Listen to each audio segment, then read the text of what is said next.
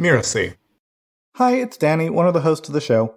As you know, in each episode, we do a deep dive into the design of someone's course to help you take away the most relevant insights for your course. Now, we know it's hard to separate out the actual work of building the course from the broader work of being the entrepreneur behind the course business. That's why we're excited to share a brand new show that just joined the Mirasee FM podcast network called To Lead is Human. It's hosted by my friend and colleague Sharon Richmond, who brings over 30 years of experience and expertise as an executive coach who helps leaders and businesses thrive. To give you a taste of the show, we're running an episode right here in the Course Lab feed. And I chose this particular episode because Sharon's guest, Dart, is astute and deeply thoughtful about how businesses should be run and how leaders should lead. I think you'll find it insightful and inspiring, so enjoy it. And if you like what you hear, make sure to find To Lead is Human in your favorite podcast player and subscribe.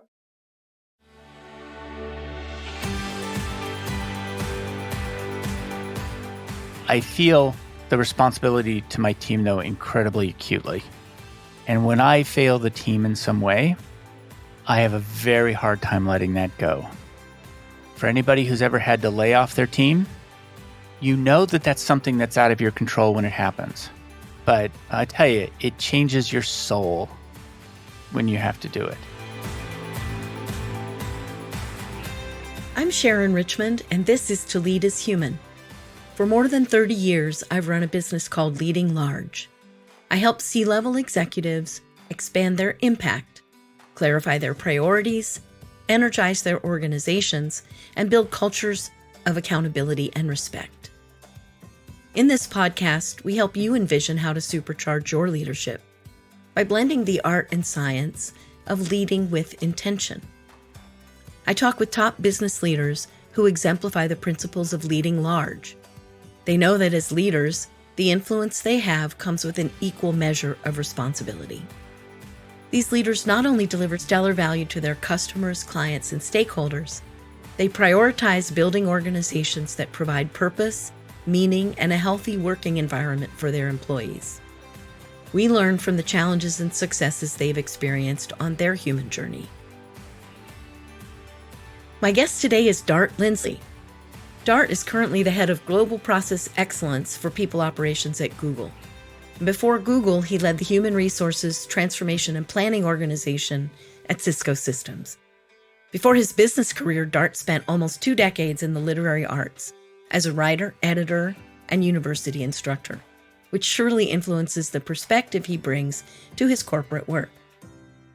Dart and I met when we were both working at Cisco some years ago, and he's one of my favorite people to talk with, especially about the world of work. I find Dart to be one of the most thought-provoking, independent thinking people that I've ever worked with. And I so have enjoyed what I've learned from him, what I've shared with him, and what we've learned together.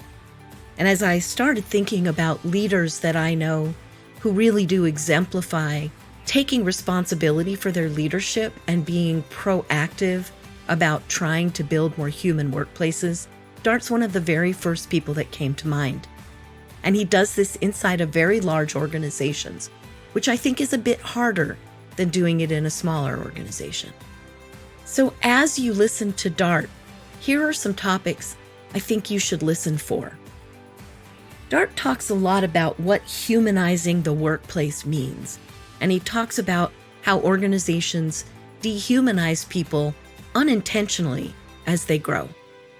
He also talks about how important it is for him as the leader to be human and in touch with his feelings.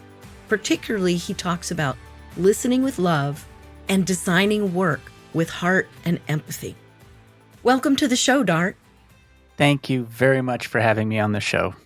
It is my pleasure. So to get us started, can you just tell our listeners a little bit about your current role at Google for folks that don't know what all those words mean? Yeah, I am the head of Global Process Excellence for People Operations at Google. And what that really means is that my team is a team of consultants. We provide process improvement consulting inside People Operations to anybody who needs it. So let's say your staffing organization is not hiring fast enough, or you feel that it's too costly or that it's too risky. And you've got maybe 1,000 people working across your entire ecosystem to deliver that, and no one person knows how the whole thing works. We come in, we help everybody to understand how it's working end to end. We make it very visual by turning it into maps and diagrams. We hold it back up, we redesign it together, and then we make it run better. Sometimes that involves a lot of statistical analysis. One way I explain my job is that if an HR department is big enough, there's a corner of it that's really geeky that does statistics and analytics. And the trick is to do that and at the same time make it human. Yep. And that's, I think, just exactly why I really wanted to talk with you today. So I always love our conversation start, and I'm really looking forward to chatting today. I'm especially eager to explore how you lead your own organization and then how other leaders can learn from your experiences. So let's start with some basics. How would you describe yourself as a leader? One of my deep beliefs about leadership is I believe in flipping the org chart. And I do this visually, which is that the org chart is a metaphor, and if the manager's at the top, it's a metaphor of control. I flip the org chart so that I'm at the bottom and I see myself as the trunk of the tree. The teams that I lead are like the branches reaching up. And as it goes higher and higher, they eventually get to our clients who are the leaves. And that's, to me, that's the appropriate metaphor, which is to provide support. And so some of my own team would say I am too hands-off. I'm very hands-off. Every member of the team is a leader. Every member is growing. Every member is reaching up and expanding. And the specifics of what that support is, I believe that what the trunk really provides is a sense of purpose. Values are the roots. Purpose is the next thing up. And then focus is the third thing. So you talked about at the very base being values, and I wonder if maybe you could describe what some of your values as a leader are. I think that it's funny because I never think about that very hard, but I realize that there are recurring themes that I come back to that must be from my values. And they are personal freedom and allowing people the freedom to pursue what's most important to them. They are growth, which is at least 90% of the people on my team are in formal training programs and are, as a part of that, teaching others. And so putting people in a position to grow. And I fundamentally, this is another value, I don't believe in categorization of people. A friend of mine who's an artist once said, he pointed out to me, he says, 1 doesn't equal 1. And I said, what do you mean 1 doesn't equal 1? He says, look, draw them up on the board. And I did. He says, you see that one? He says, that one is on the left, and that other one, it's on the right. Those aren't the same one. And what I realized is that every time you classify somebody into a group, you are ironing out some part of that humanity. And so one of my deepest values is to respect the deep dimensionality of every human, and that you have to take every human as a unique instance of an entire world. So this is beautiful. Can you give us an example from your current role of what does that look like when you do that? Yeah. Here's one of the key tools that I use, and it's called the bubble chart. The bubble chart tracks all of the work that's coming into my organization on 4 dimensions. One dimension is, what's the value to the business? One dimension is, this is the second axis, the y-axis is it core to the mission of our organization? Is it core to the mission of our team?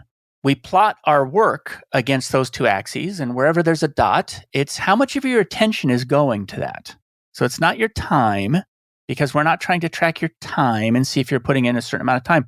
What we're really trying to ask is, are we paying attention to stuff that's important to the business and that's core to our mission, and how much of our time is up and to the right? But there's a third dimension, which is it any fun? Is it rewarding to you? And so the color of the bubbles on this bubble chart are actually how rewarding it is. And if it goes into the red, we intervene. We figure out why. And so as a part of work gathering, so as I go out to market the services of my organization to the rest of the organization, I'm looking for work.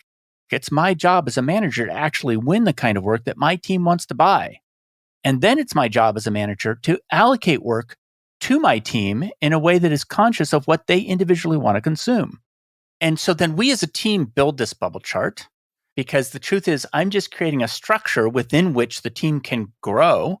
there's a lot of self-identification of what work people want to do. And I encourage people to go out and win the work that they want to do as well.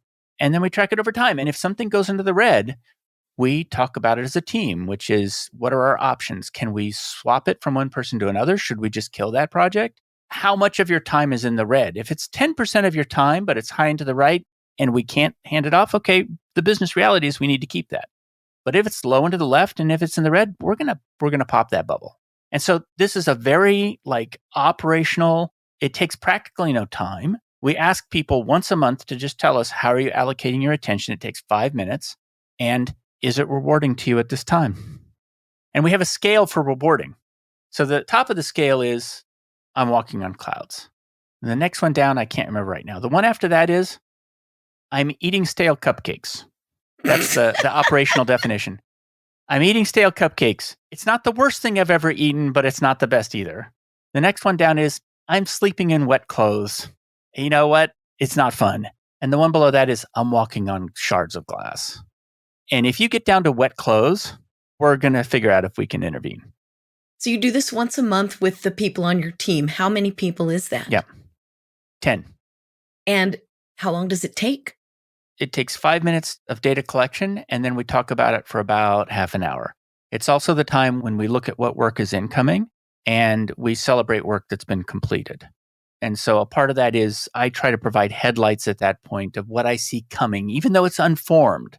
I say, look, there's some interest over here. There's some interest over here. There's this. What's coming in? Are we going to be able to land it? And my job is essentially as an account manager. The team does really all of the work.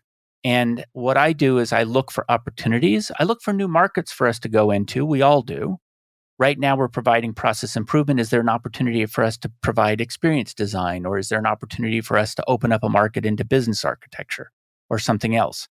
Change management, meeting facilitation. And so we're looking for other markets, but we're not going to go into those markets if people don't actually want to do that kind of work. Tell me the story of a person in your group, what they told you they care about their work, and how that's mapped to the work they're able to do. One of my team members some years ago said, well, let's take as an example somebody who said, I hire my job to give me great puzzles to solve. So this is somebody who solves puzzles in her spare time. This is somebody over breakfast likes to take the GRE practice exam, the logic questions. That's what she likes to do for fun. Well, once I know that that's what she likes, then I can start to line up projects ahead of her. And I think of it as like a trail of pie, cherry pie for her that I'm laying out, which is going to be the hardest puzzles of the kind that she likes. Now, there were 2 people on my team at that time. One of them liked big green field, open, like solve hunger kind of problems. And the other person liked little Rubik's Cube, really difficult kind of mathy kind of problems. Well, as puzzles come into my organization, I have an opportunity to, because I'm sensitive, because I've interviewed them about that, to actually allocate those things to them based upon their specific desires. And so what we do is I ask this set of questions I've developed over time because I've asked hundreds of people this question because that's what I do for fun, is do this kind of research. And so I have a list of 30 ways that people answer the question on a routine basis. And I'm able to say, you've said it this way. Does it mean this? And I'm able to then build out a document for them that says, this is how you've described this. Let's turn this into action for you. You've said that you're on a mission to humanize work. And maybe this is part of what you've been describing, but I wonder if you could just tell our listeners, what do you mean by humanizing work? One of the things I think about this is that every time you put a human into a computer and you represent them into a computer, you've just flattened them down to not being human anymore. Each time you put a job code on somebody, each time you put a classification on somebody, you've limited the range of how you're going to see that person. Human work sees every human as an individual and does not classify. Human work knows that people are dynamic and not static. We change over time. This is important. When we ask, one of the assumptions of a lot of personality tests, for instance, is that I'm going to find out what kind of a person you are, and that's never going to change. What people want from work changes all the time because what people want from work is situational. When I go to buy a car, I want to buy a 4-wheel drive truck. And I want to buy a 4-wheel drive truck. Why? Because I have rocky roads to go over. It's not because I'm a 4-wheel drive truck kind of person. It's because I have a situation in which I have a rocky road. And so when you actually ask people what they want from work, you have to realize that that's what they want from work in the moment right now. It's not a personality trait. Human work allows us to act independently and not just be acted upon. Have you ever had that job? And I recently wrote to the CIO I worked for some years ago, Rebecca Jacoby, and I said, look, I just wanted to thank you for the work that you gave me for that decade. I said, you know why? You gave me room to swing the bat. And the job I had right after that, I was in a hallway. And every time I tried to swing the bat, I was jammed up against something. And all you really, what I want is I want room to swing the bat. And so human work allows us to act independently, not just be acted upon. That's a good description. I want to go, we've been talking a lot about the experience of the people on your team. The title of this podcast is To Lead as Human. And so I wonder, Dart, what does this mean to you as a leader? Maybe how have you embraced your own humanity? Or, let's just start there. I feel an enormous responsibility to my team, and I feel an enormous responsibility to the business. I feel the responsibility to my team, though, incredibly acutely. And when I fail the team in some way, I have a very hard time letting that go. For anybody who's ever had to lay off their team, you know that that's something that's out of your control when it happens. But I tell you, it changes your soul when you have to do it. And one of the things I realized at that time, when I had to do that the first time, I think it was the only time, was that I had not adequately prepared them to work outside of the company we were in.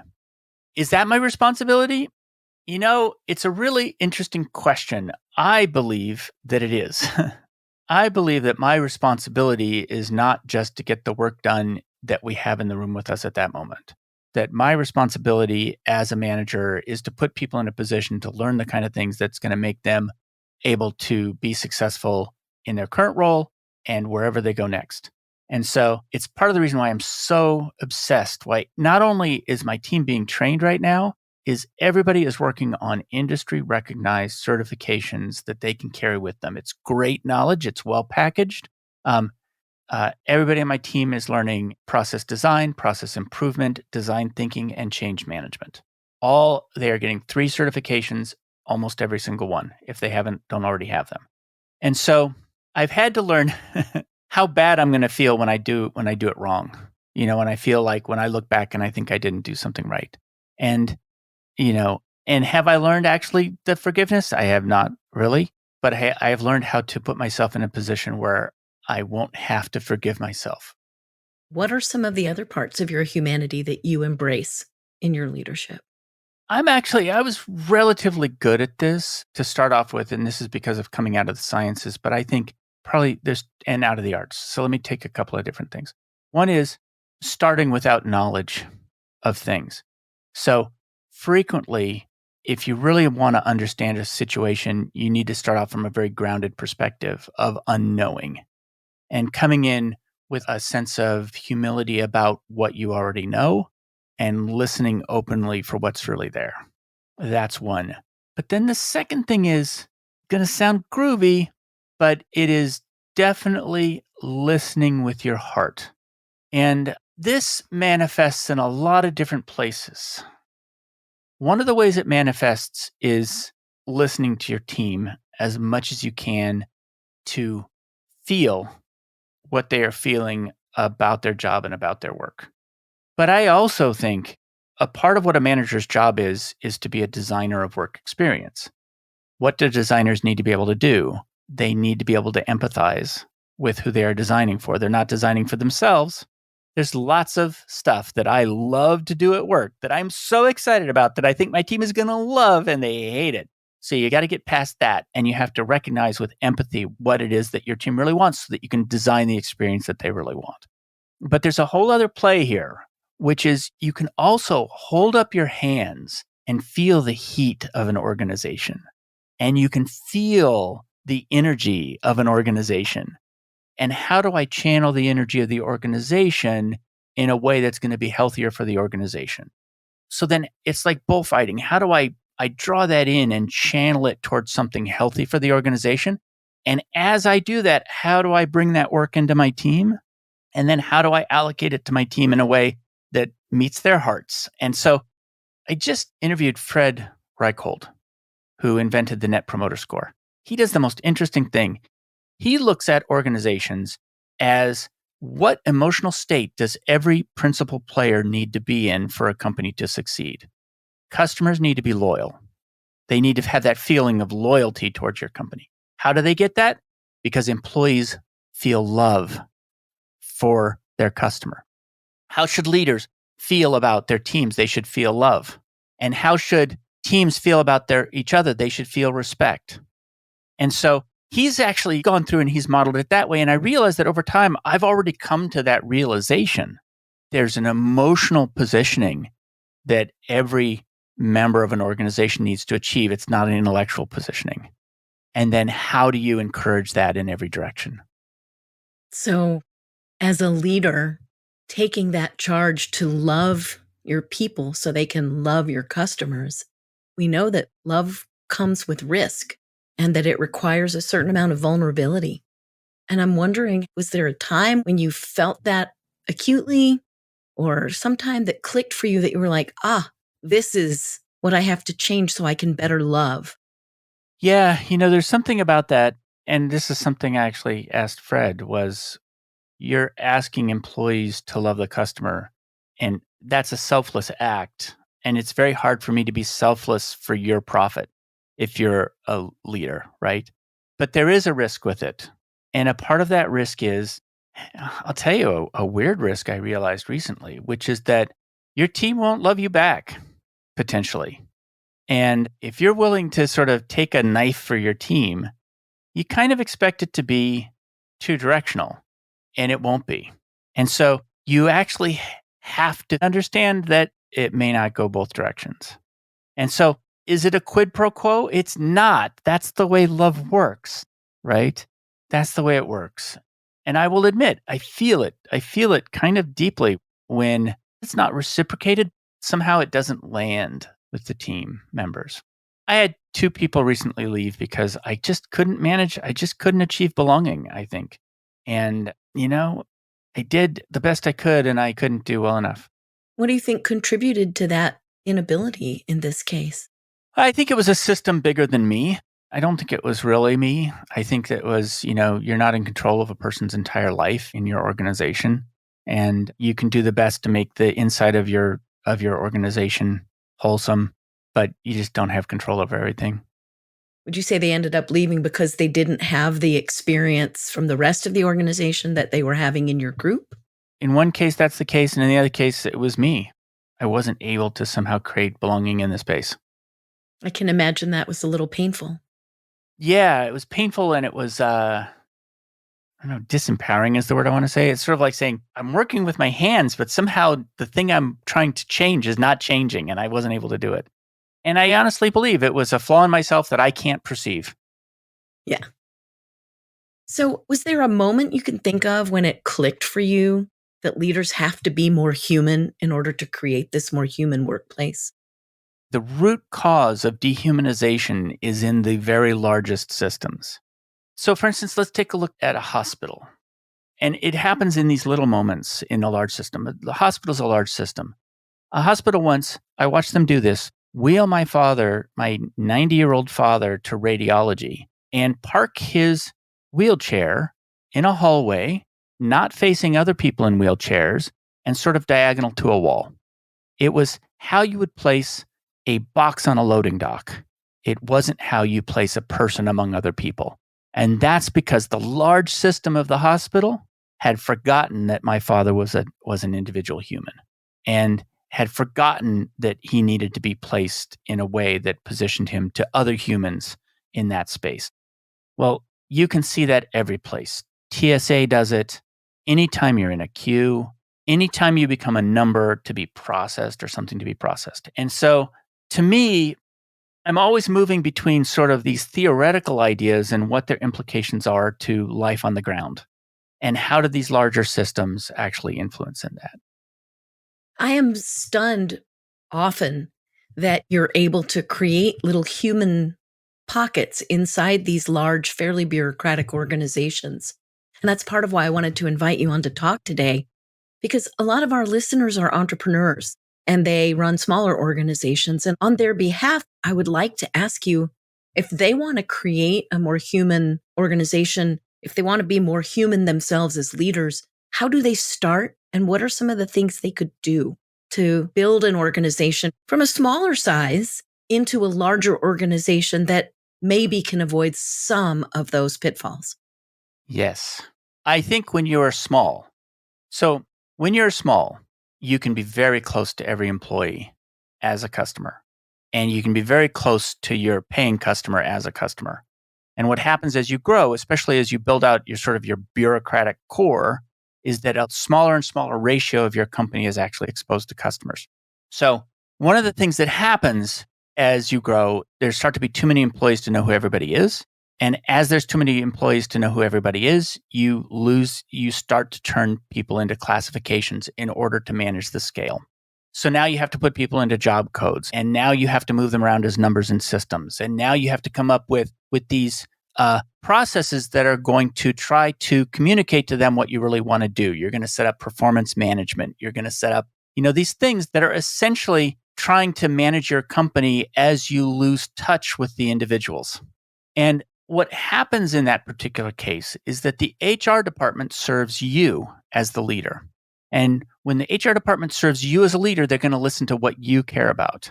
And if what you care about is ultimately only the paying customer and not the employee customer, because you start to look at people as inputs to production and not as individual humans who are customers, you will lose that audience. And when you lose that audience becomes mercenary. So what do we do at that stage? I've got clients at 50, 100 people. It's happening real time. I believe that what you need to do is you need to split your HR department. And one part of your HR department is really focused on creating a workforce that's going to be able to deliver against your strategy. The other part of your HR department is facing toward employees as the work experience design function. It's not just listening. It's not just employee listening. It's work experience design, where they're thinking about what are the systems that are going to deliver the kind of work experience that people really want to have. Yeah, that's very cool. So reflecting on your own journey as a leader, what's a moment that was defining or pivotal for you that really shaped you as a leader? Something happened when you were leading and it really affected the trajectory of your leadership. My first manager out of college, I was a criminal defense investigator. And yeah, you didn't know that, did you? I did not know that. I was. For 6 years, I was a criminal defense investigator, and I worked for the alternate public defender's office and worked for other attorneys, but doing mostly criminal law, some civil. My manager would every day make me a bologna sandwich on white bread with chicken soup and Hostess ding dongs. And we would sit at the table and we would talk about stuff, all sorts of stuff. I don't know why that's so important to me. I think it's unusual, but this idea that your manager's the person who might make you a bologna sandwich and chicken soup. There's something deeply human about nourishing that nourishment. So I'm going to guess that a piece of it is providing nourishment, but also that experience of being nourished.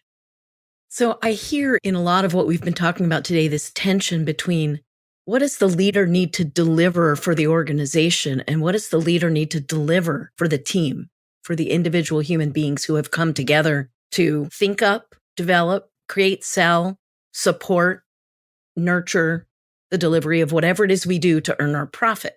Maybe some of our listeners are asking themselves, but what's the payback? How does that benefit the organization? And I wonder if you have an example of a concrete benefit that your own organization has delivered that you think is different because of how you've built the organization. I had people on my team who were working on process improvement, but the thing is that they were creatives and that they weren't really being fed by this analytical task. One of them, turns out, was a psychologist who'd studied experience, and another one was a painter. And so I asked them, what line of business could we start to deliver that you would be fed? And that's why we created the experience design function inside my last company, which was that we said, this is a service that we might be able to deliver internally. Okay, so we put them against that work. We stood that up as a practice, and it went on to be a very important function inside the company, which wouldn't have existed if we hadn't followed that path. And so what did we do? We looked at the tree that was my organization, and we said, there's a branch that wants to grow in this direction. Is that direction going to be healthy for the company? It's going to be healthy for the company. And so he set up that practice, and now that is a living practice in my last company that still exists. And so what did we do? We didn't make a branch. We let the branch grow. That's a good example. And I appreciate particularly this notion that if we're only thinking transactionally, we're probably never going to get to the humanity piece. We have to get to the humanity piece to challenge that transactional thinking. So that kind of brings us to the end of our conversation, at least for the time being. And I want to ask you, as I like to ask everyone, so as we wrap up, what's the one piece of advice that you would offer to other senior executives if they also want to be more fully human as leaders so that they can build workplaces that are more fully human? Look, my biggest thing is I feel very undeveloped as a full human serving my team. I talk to other people where I can find levels of depth of understanding of humanity. And so what I would say is I think it's an ongoing practice. You know, I have a podcast. It's called Work for Humans. And recently I interviewed on it Shalini Verma. Well, I talk to her. I walk out of there thinking I'm a Neanderthal. I just feel like I'm just completely undeveloped as a human when I talk to her. And that's because she's really studied it and she's really worked on it. And so my biggest advice is, this is one of the things. I talk about work as a product. As I study it, thinking about it as a product, sometimes I say it's not a product. No, it's a service. And then I say, no, it's not a service. It actually acts more like a relationship. So how people feel about their work is in many ways more like a relationship than it is like a product or a service offering or something like that.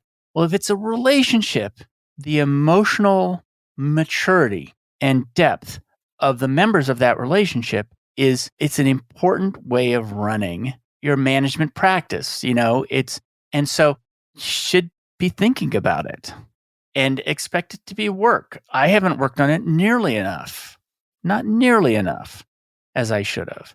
And what's dumb and really bothers me is that I'm pretty close to stop working for money.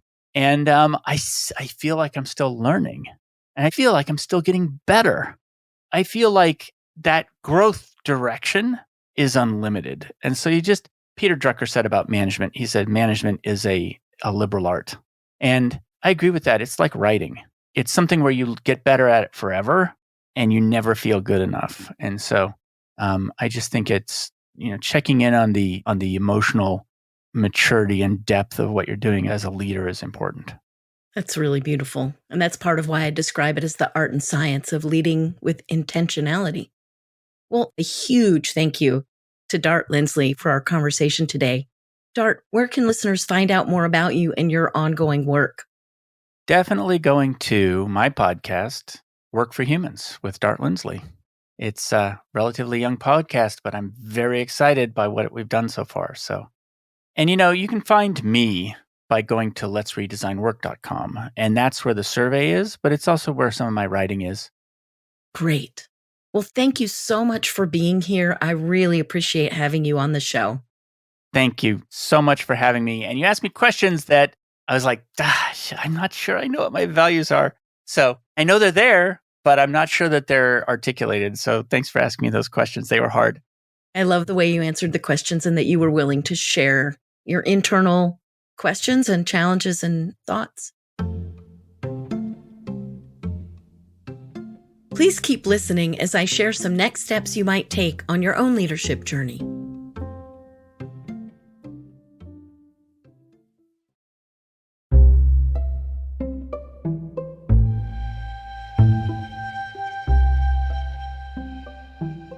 Several things that Dart talked about I think are important points of reflection for every listener. The first one is when he said, I'm going to get better forever as a leader and never feel good enough. I think it's important to recognize that leading is a journey. There isn't really a destination. And so when you're thinking about your own leadership, that's something I'd like you to hold in mind.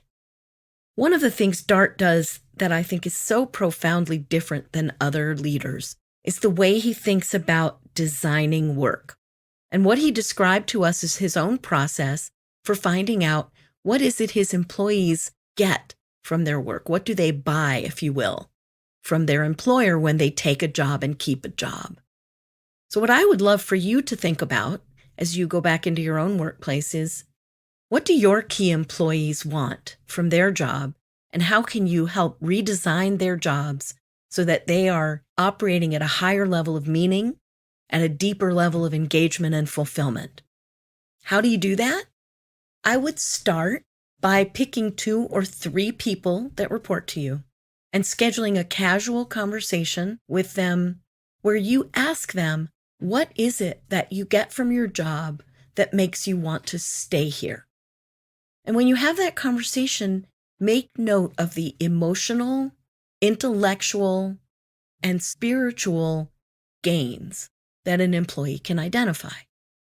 After 2 or 3 of these conversations, the challenge for you then as a leader is to take what you've learned and consider, how can you help each of these employees reshape their own work, their own job, so that they are doing more of what feeds them and brings them life, and also helps fulfill the company's mission, and less of those things that drain the life out of them and lead them to feel disengaged.